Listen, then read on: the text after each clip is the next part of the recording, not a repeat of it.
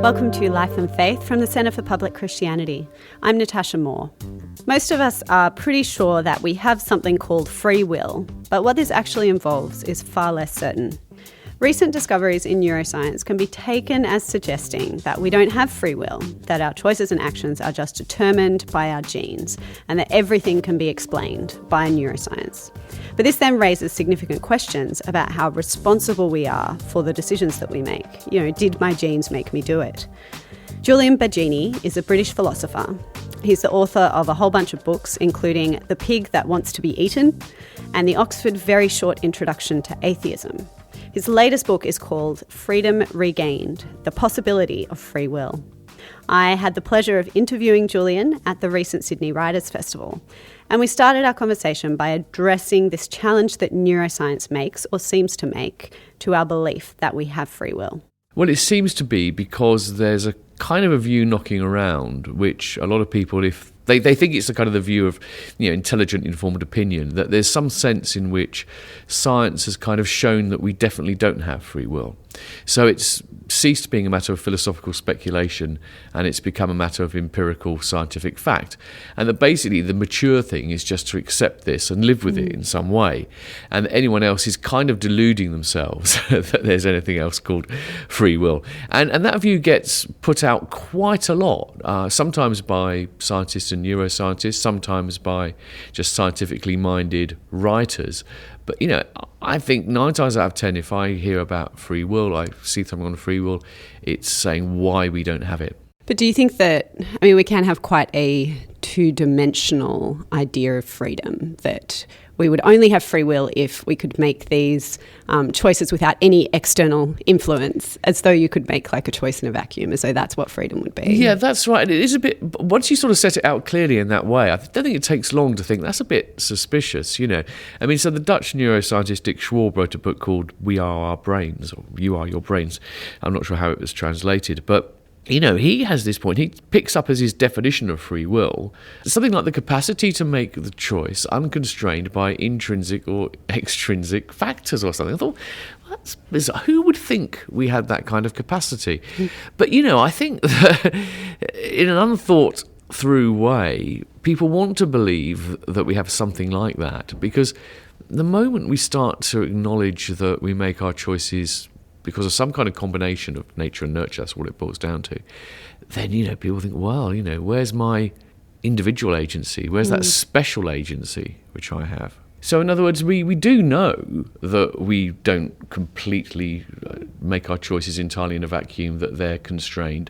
When someone behaves really badly, if you know mitigating circumstances, you tend to be a bit more understanding, for example, And even, on little day-to-day levels, there's this lovely word I came across the other day called hanger. Have you heard about this? So this is when you're angry because you're hungry. Yeah, to be hangry. If we know someone well and we know they're susceptible to that and we see them getting a bit hangry, then we respond to them in a slightly different way than if we just think they've got angry for no reason whatsoever.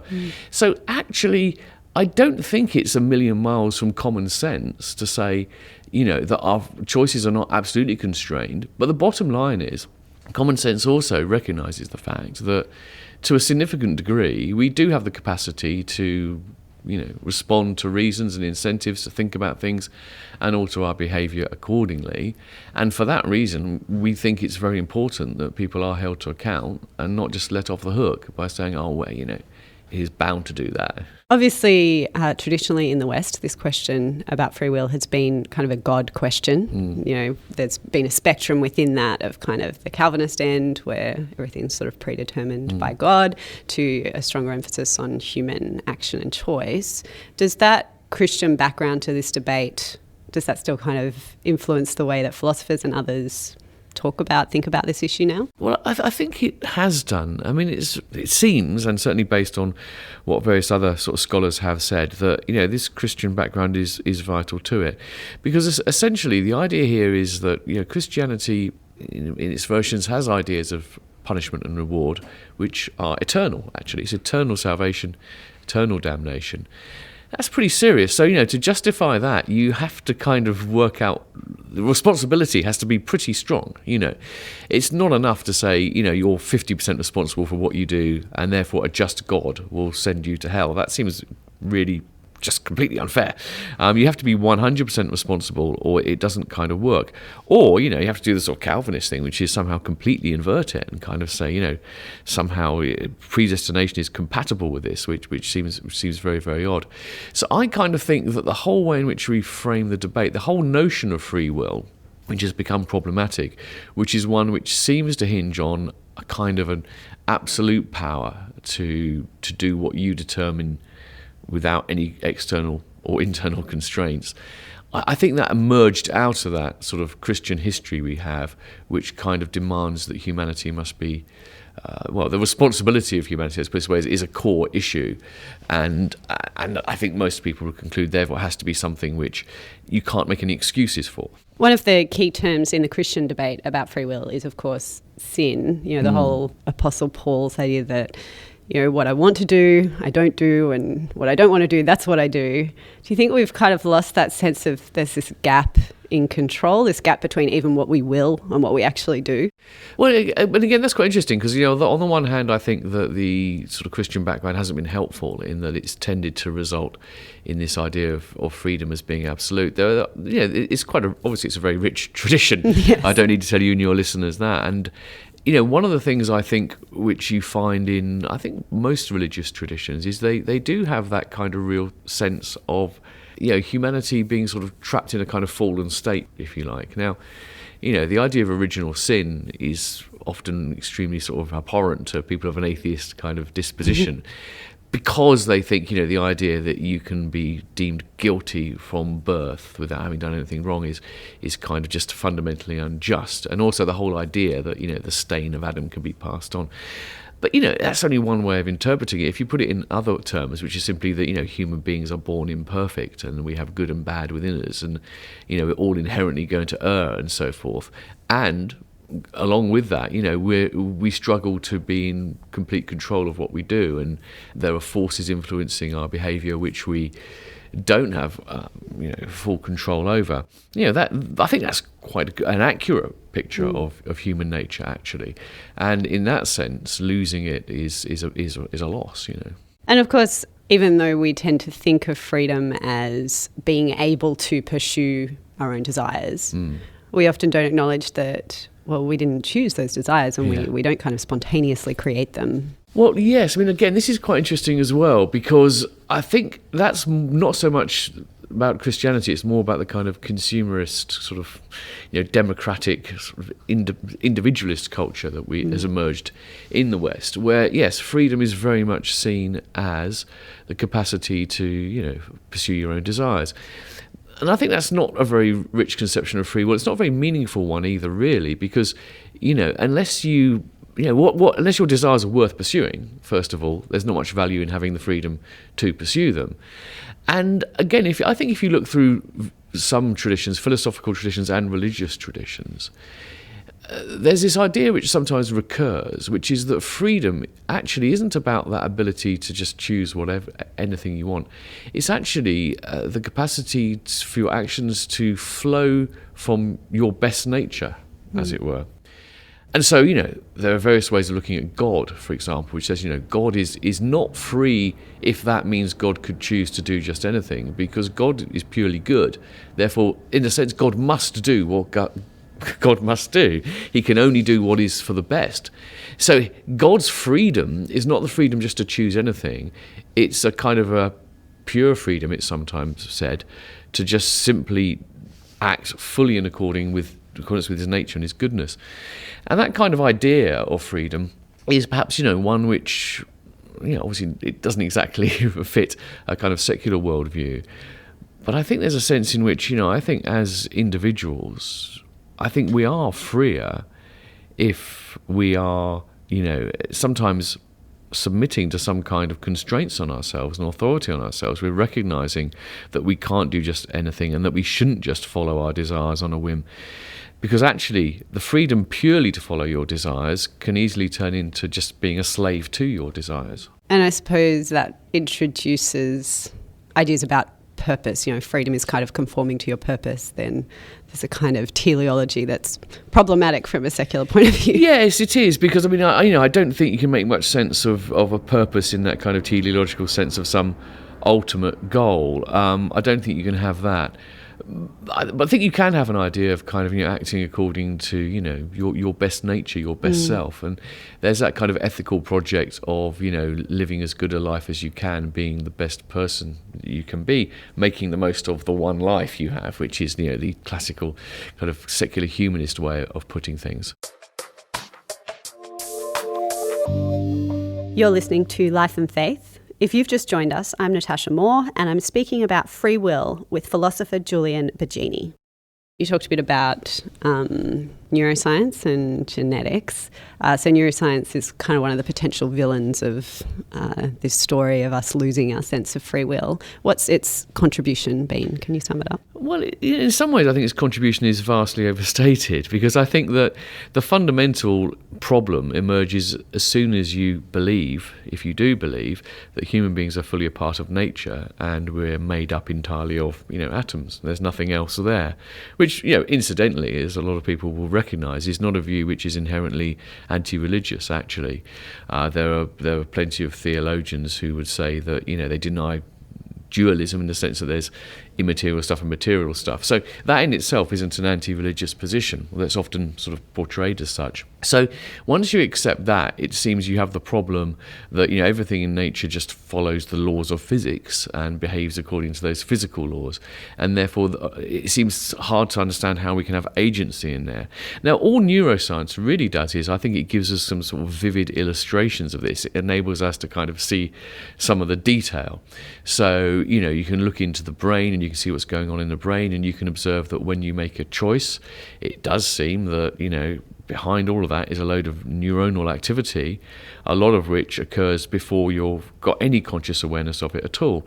So I think it really sort of makes vivid what the real problem is, rather than introduces a completely new one. Yeah, I've been reading a bit of Marilyn Robinson, the novelist, on this question of neuroscience, and as though seeing something on an MRI explains it away. There's a spot and that represents fear. So she gives this example of if I and a higher ape encounter a lion, then you might see something similar happening in our brains. But if you present both of us with a subpoena, then the similarity vanishes. We kind of have an idea that this physical thing is more real than human culture. Or other kinds of experience. I mean, that question of what's more real, I think that's perhaps the nub of it, because there's a kind of reductionist assumption which has been very useful as a sort of a methodological assumption in science, which is that if you want to understand how things work, you should try and dig down to the most fundamental physical level possible.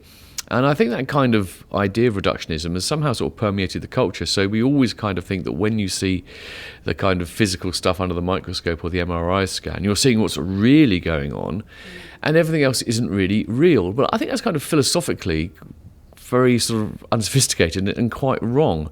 I mean, so for example, one of the first things you learn when you start to do science as a kid, and you're amazed that this apparently solid table, and note the word apparently, is actually largely empty space. It's made of atoms and everything.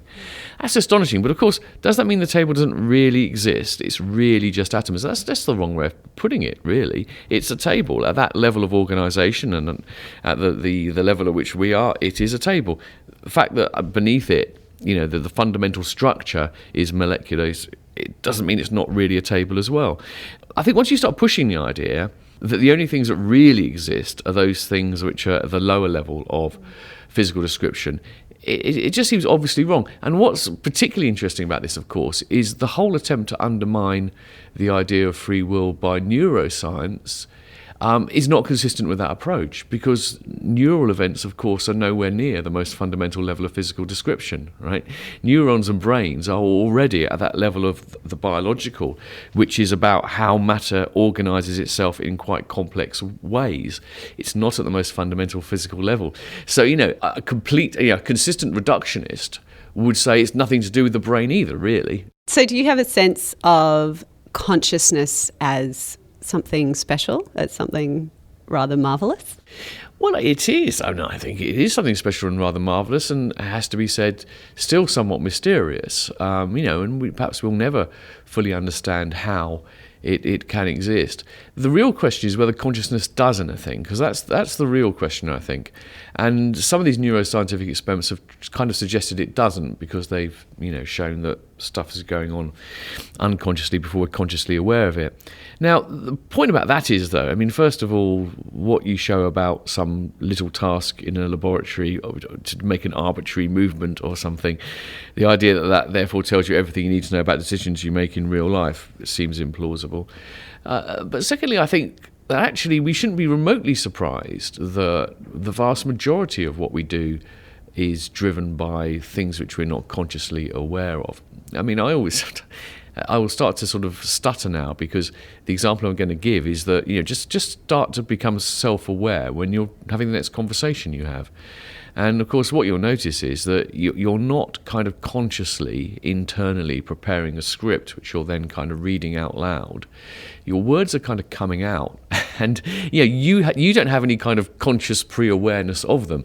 In unusual circumstances, you do. So if you're trying to tell someone that you love them and you're trying to build up the courage, you might rehearse, I love you, and then you get in front of them and you say, can I borrow your pencil, or whatever it might be. But that's unusual. That's not the norm. So whatever the conscious mind is doing, whatever the role of consciousness is in guiding our decisions, it's not that kind of micromanager of every single step of the way. It's something else. Now, the idea that it doesn't contribute nothing at all, I just think it's implausible. There's too much evidence that it does affect things. So, and one of the nicest examples, actually, is experiments with students which prime them. In other words, they kind of get them more inclined to believe one view or another, and they can be primed either to believe that free will is an illusion or to believe that free will exists. And when students are primed to believe that free will is an illusion, in a subsequent little test they do, they're more likely to cheat, right? So what we have here is a very nice example of how experimentally it can be shown that a change of belief alters your change, makes a difference to your behaviour. And so, the idea that you could just completely do away with that and say, no, it's really has to be all explained at the level of neurons or even sort of quarks or something seems to be sort of deeply implausible. Do you think that this should encourage a kind of humility in us? That, we don't understand ourselves fully and we don't have as much control as we like to think?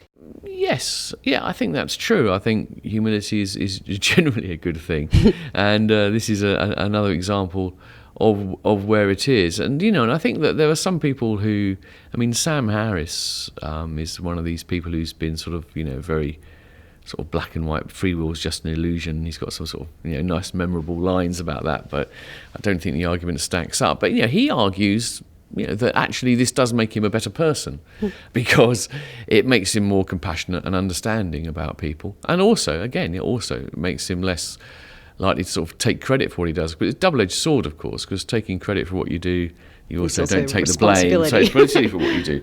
Indeed. But yeah, no, I think a certain amount of humility is in order. I kind of think, look, in broad terms, my kind of view of human nature is informed by the philosophy of Monty Python, I think, and British comedy. It's the idea, it's a kind of, I think this is a kind of British existentialism. I think when you stand back at humans and you look at us, in lots of ways we're wonderful, but we're also quite ridiculous and absurd and are subject to all sorts of hubristic beliefs about how wonderful we are and our higher dignity. And I think a sort of ironic but humane and compassionate kind of self-mockery is perhaps a good thing to try and cultivate. I'm Natasha Moore, and you've been listening to Life and Faith from the Centre for Public Christianity. I hope you enjoyed this conversation with philosopher Julian Baggini about free will. If you did, then please let us know by leaving a rating or a review on iTunes. Just type Centre for Public Christianity in the search box to find us. Next week, we'll be looking at the role of religion in discovering the meaning of life and the meaning in life with renowned social researcher Hugh Mackay. Join us then.